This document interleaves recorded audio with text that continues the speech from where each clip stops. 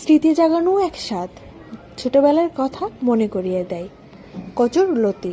Welcome back to my channel. আমি কচুর লতিটাকে কেটে ধুয়ে নিয়েছি। তারপর নিয়েছি চিংড়ি মাছ, পেঁয়াজ কুচি, স্বাদ মতো হলুদের গুঁড়া, স্বাদ মতো মরিচের গুঁড়া, স্বাদ মতো ধনিয়ার গুঁড়া। তারপর দিয়ে নিয়েছি স্বাদ মতো জিরার গুঁড়া। তারপর দিয়েছি লবণ। তারপর একটু পানি এড করেছি। তারপর কড়াইয়ে পেঁয়াজ কুচি দিয়ে নিয়েছি।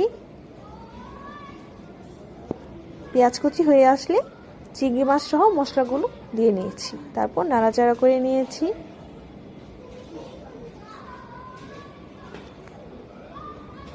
মাছটা কষিয়ে নিয়েছি। কষানো শেষ হলে কচুলতি দিয়ে ভালোভাবে নাড়াচাড়া করে নিয়েছি। এই তো হয়ে গিয়েছে আমার চিংড়ি মাছ দিয়ে কচুলতি। কচুলতি বাঙালি পাতে এক অমৃত স্বাদ। আপনারা সবাই বাসায় অবশ্যই ট্রাই করবেন। আমার ঝটপট রান্নার ঝটপট রেসিপি কচুরলতি। ধন্যবাদ। স্মৃতি জাগানো এক স্বাদ, ছোটবেলার কথা মনে করিয়ে দেয়। কচুরলতি। Welcome back to my channel. আমি কচুরলতিটাকে কেটে ধুয়ে নিয়েছি।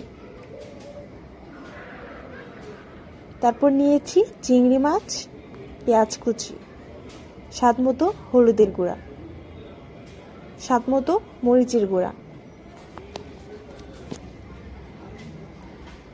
স্বাদ মতো ধনিয়ার গুঁড়া। তারপর দিয়ে নিয়েছি স্বাদ মতো জিরার গুঁড়া। তারপর দিয়েছি লবণ। তারপর একটু পানি এড করেছি। তারপর কড়াইয়ে পেঁয়াজ কুচি দিয়ে নিয়েছি।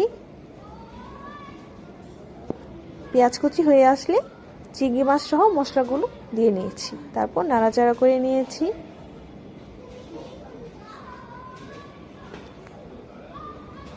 মাছটা কষিয়ে নিয়েছি। কষানো শেষ হলে কচুলতি দিয়ে ভালোভাবে নাড়াচাড়া করে নিয়েছি। এই তো হয়ে গিয়েছে আমার